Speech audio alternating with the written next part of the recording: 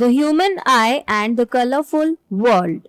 So we already know about the reflection and refraction of light by lenses. We also know the nature, position, relative size of images formed by lenses. So our eyes means the human eye also uses light and enables us to see objects around us. इसीलिए जो concepts हमने पढ़े हैं refraction और reflection के, वो human आई की study में भी काम आते हैं. Because I has a lens in its structure. But what is the function of the lens in a human I? How do the lens is used in spectacles correct defects the vision? यही सब पढ़ेंगे हम इस chapter में. The human eye is one of the most valuable and sensitive sense organs. It enables us to see the wonderful world and the colors around us. On closing the eyes, we can identify objects to some extent by their smell, taste, sound, or by touch. It is, however, impossible to identify colors while closing the eyes. Thus, of all the sense organs, the human eye is the most significant one as it enables us to see the beautiful, colorful world around us. The human eye is just like a camera. Its lens system forms an image on a light sensitive screen, and this screen is called as retina. तो आई की अगर हम structure देखते हैं तो सबसे बाहर जो पार्ट आता है वो है कॉर्निया. उसके बाद आता है iris and pupil. The cornea is like the window of the eye. It helps to focus light on to the retina. तो कॉर्निया एक विंडो की तरह है जो लाइट को रेटिना पर फोकस करने में हेल्प करता है. और हमारी आईज में जो ब्लैक कलर का सर्किल दिखता है आई के एकदम सेंटर में, जो छोटा सर्किल है, this is pupil. The pupil is the black circle in the centre of our eye. It adjusts in size to control how much light enters the eye.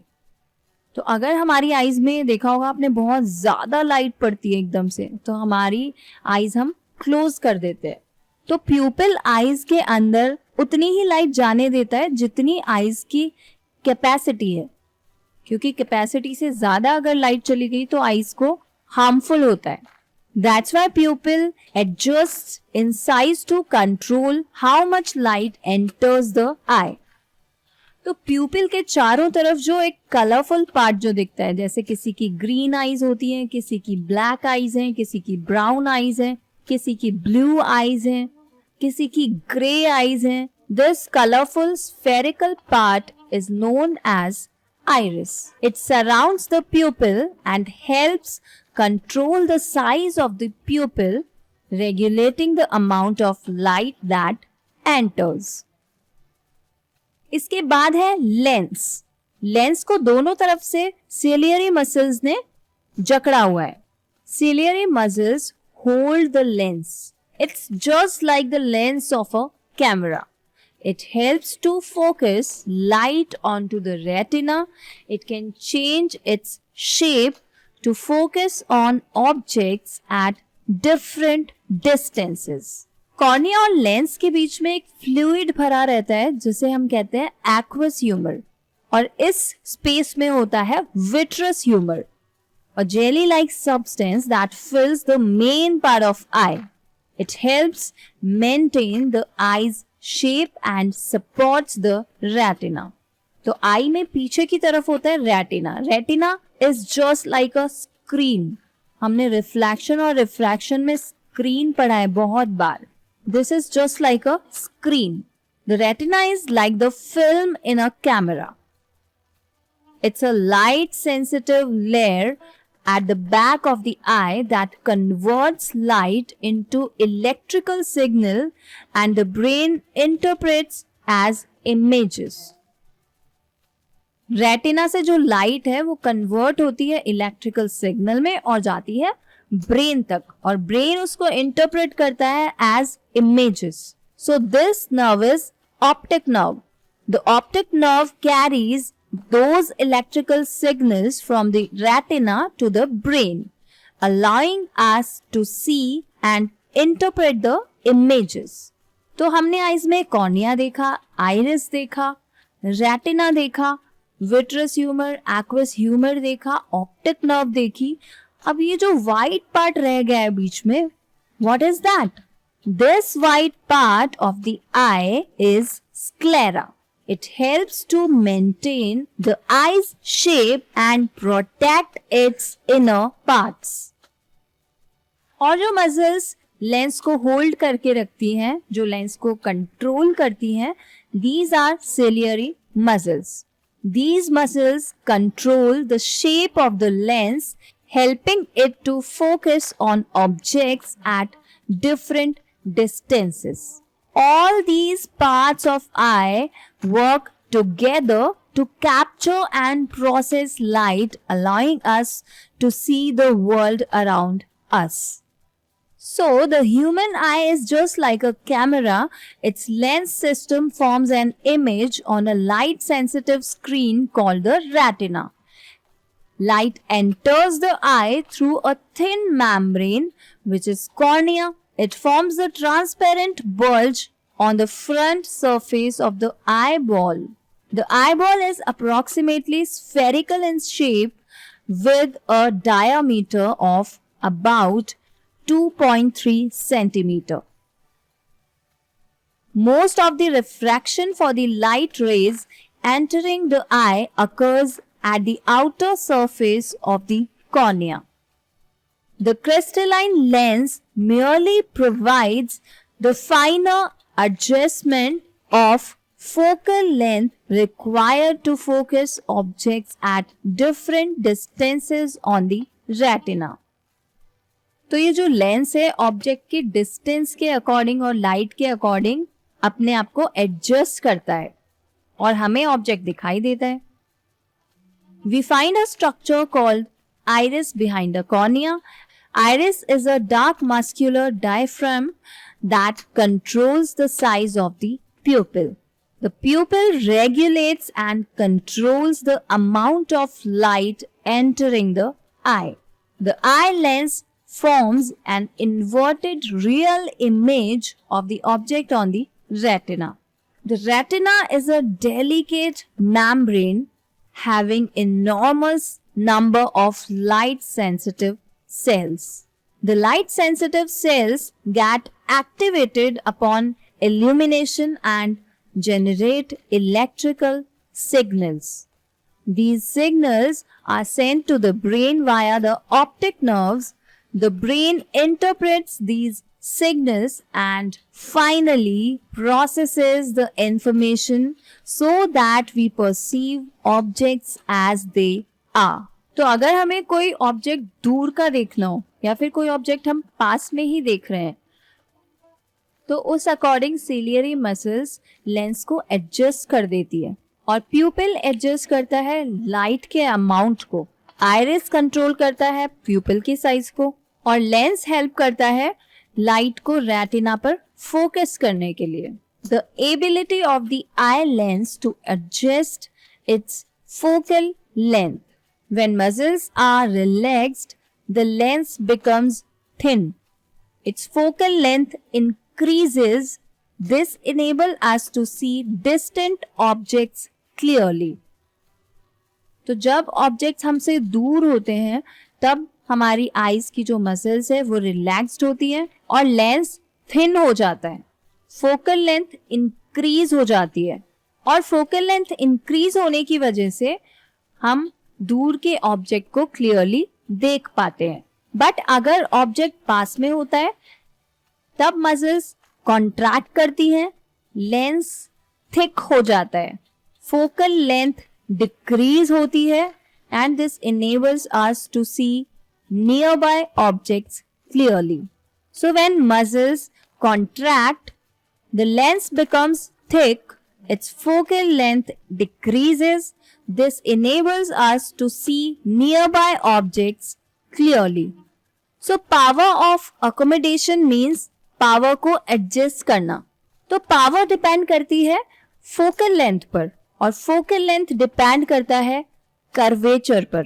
तो लेंस का कर्वेचर यानी lens का मोटा या पतला होना यानी थिन या थिक होना डिपेंड करता है सिलियरी मसल्स पर. लेंस अगर मोटा होगा तो पावर ज्यादा होगी, फोकल लेंथ कम होगी और लाइट रेज को ये पास में ही कन्वर्ज करेगा यानी इससे हम नियर बाय ऑब्जेक्ट्स देख पाएंगे. और अगर सिलियरी मसल्स रिलैक्स्ड हैं तो लेंस थिन हो जाएगा यानी फोकल लेंथ इंक्रीज हो जाएगी और लाइट रेज दूर जाकर कन्वर्ज होगी.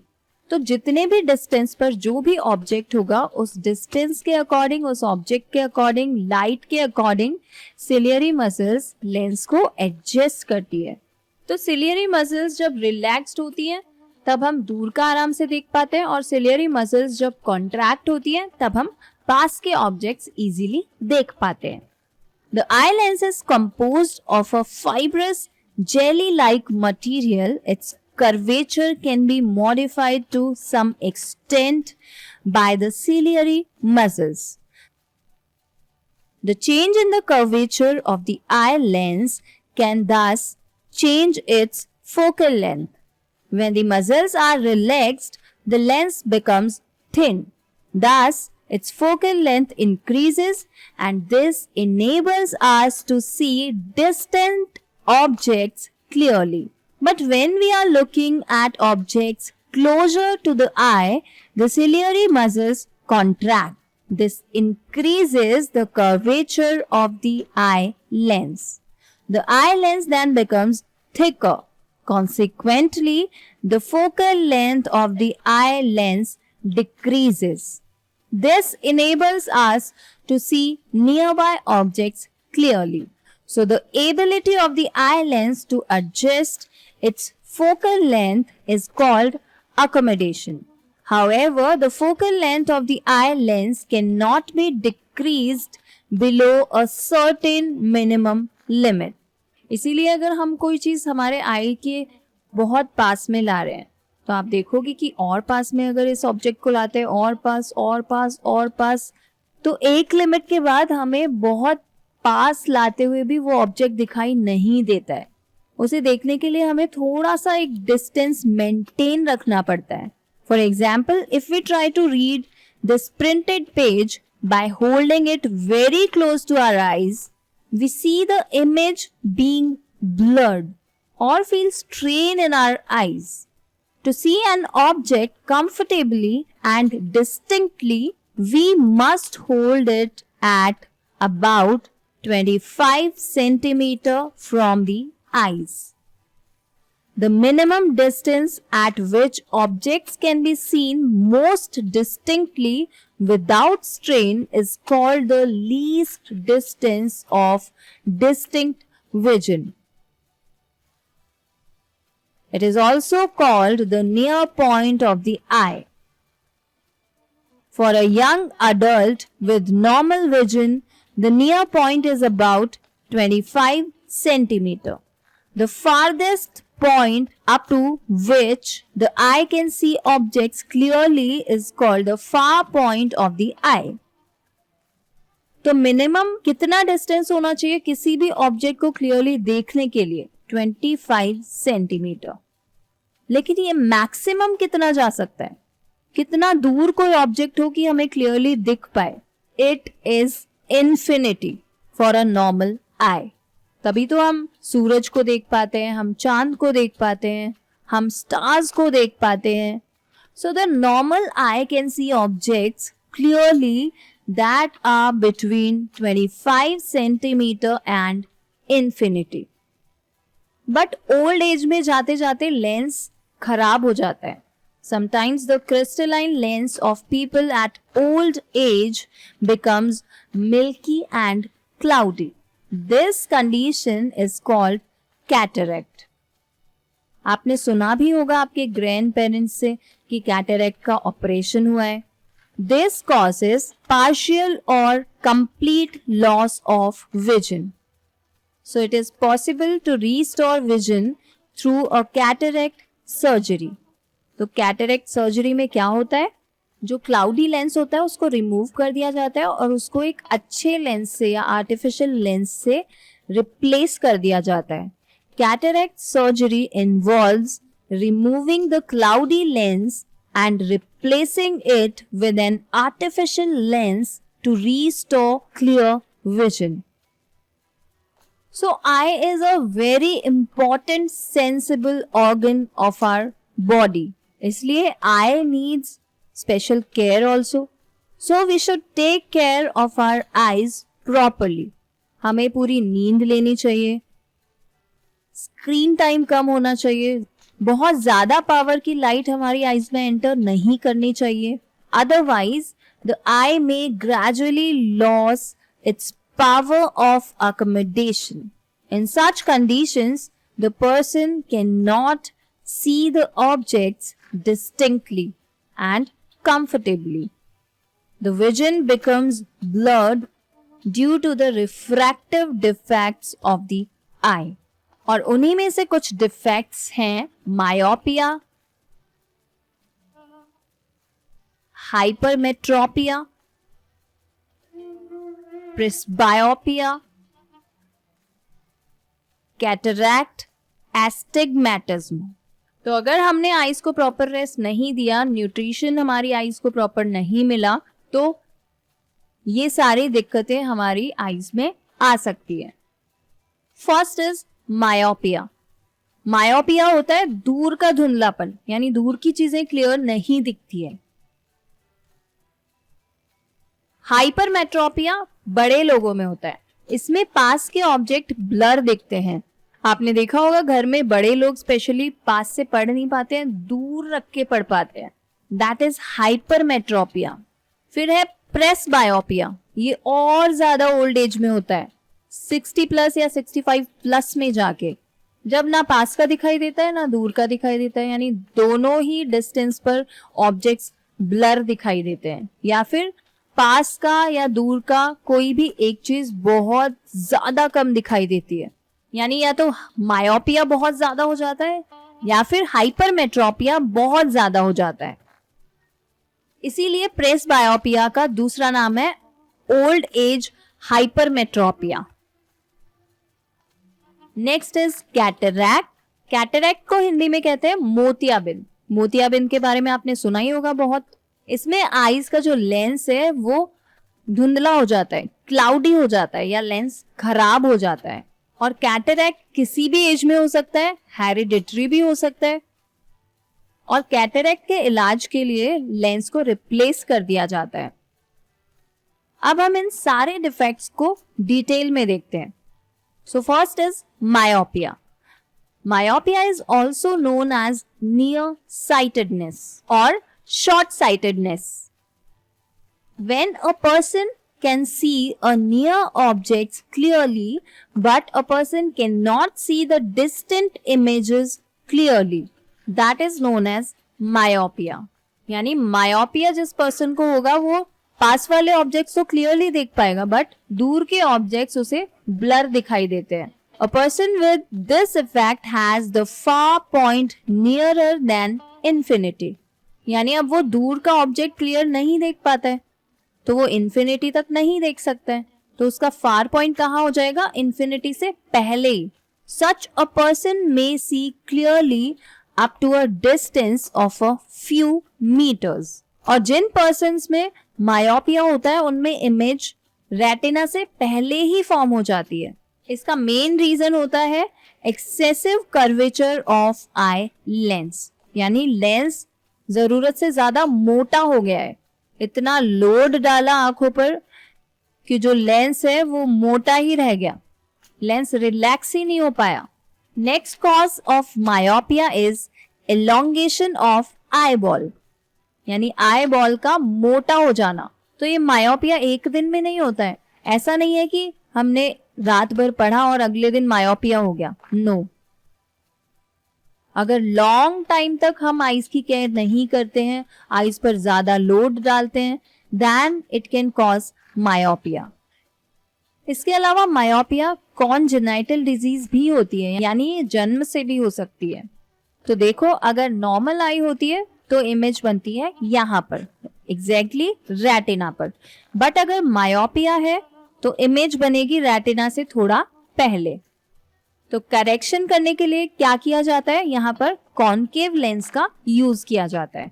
अब कॉनकेव लेंस से क्या होगा, उससे इमेज एग्जैक्टली रेटिना पर बनेगी, क्योंकि लेंस हो गया है मोटा, यानी लेंस की पावर ज्यादा हो गई है, इसलिए आई लेंस के ऑपोजिट नेचर का लेंस हमें यूज करना पड़ता है, and that is concave lens.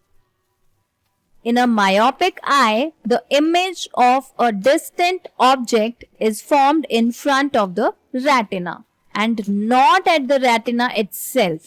यानी रेटिना पर इमेज नहीं बनती है, रेटिना से पहले बनती है, यानी रेटिना के सामने।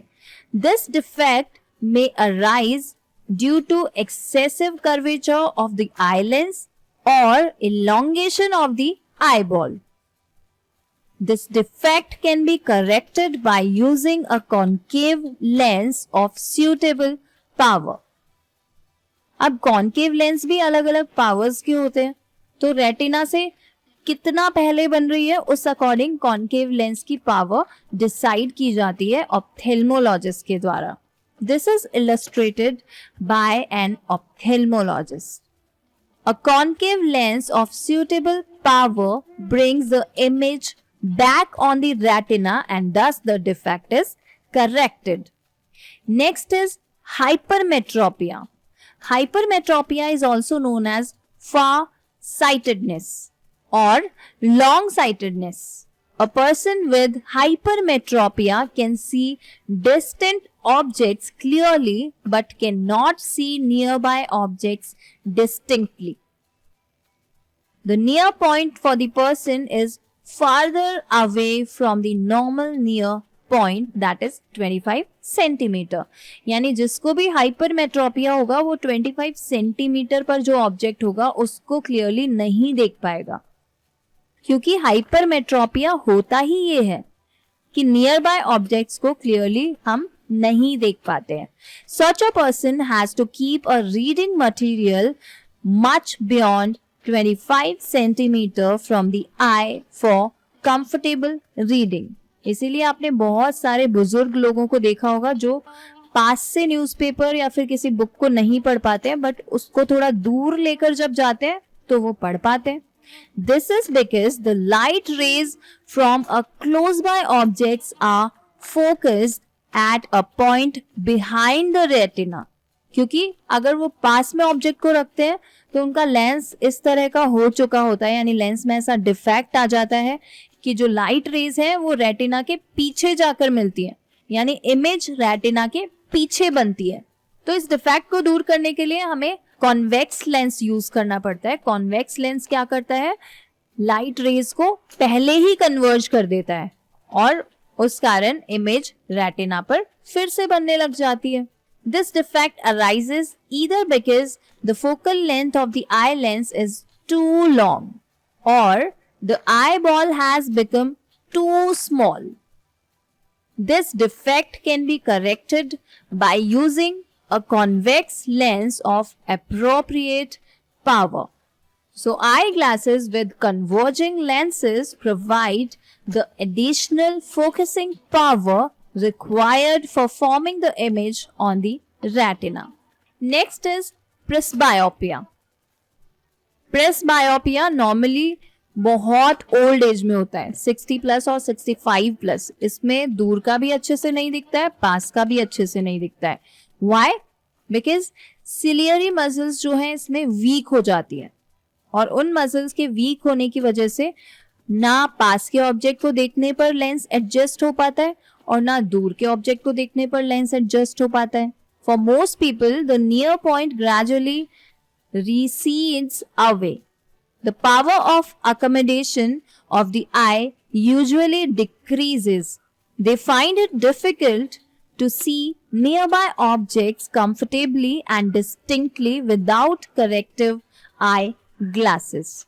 This defect is called presbyopia. तो प्रेसबायोपिया में क्या होता है, आई लेंस की फ्लेक्सिबिलिटी डिक्रीज हो जाती है और सिलियरी मसल्स वीक हो जाती हैं. It arises due to the gradual weakening of the ciliary muscles and diminishing flexibility of the eye lens. Sometimes a person may suffer from both myopia and hypermetropia. Such people often require bifocal lenses. इस तरह के spectacles आपने बहुत लोगों को लगाए देखा होगा. So a common type of bifocal lenses consists of both concave and convex lenses. तो इस तरह के persons के लिए दोनों टाइप के lenses यूज किए जाते हैं spectacles में. The upper portion consists of a concave lens. It facilitates distant vision. The lower part is a convex lens. It facilitates near vision. So जो lower part होता है उसमें convex lens लगाते हैं और जो upper part होता है spectacles का उसमें लगाते हैं concave lens.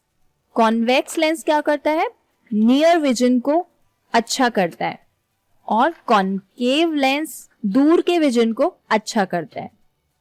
Next is cataract. इसमें क्या होता है, आईज का कलर मिल्की हो जाता है या क्लाउडी हो जाता है या हिंदी में बोलते हैं तो दूधिया हो जाता है. When a lens of people at old age becomes milky and cloudy, this causes partial or complete loss of vision. तो यहाँ हम देख सकते हैं एक नॉर्मल आई है जिसका लेंस एकदम क्लियर है, ट्रांसपेरेंट, और ये है कैटरेक्ट आई. इसका जो लेंस है वो क्लियर ट्रांसपेरेंट नहीं है. दिस इज क्लाउडी, यानी धुंधला लेंस हो जाता है. So eyes are very important part of our body. Do you know that our eyes can live even after our death.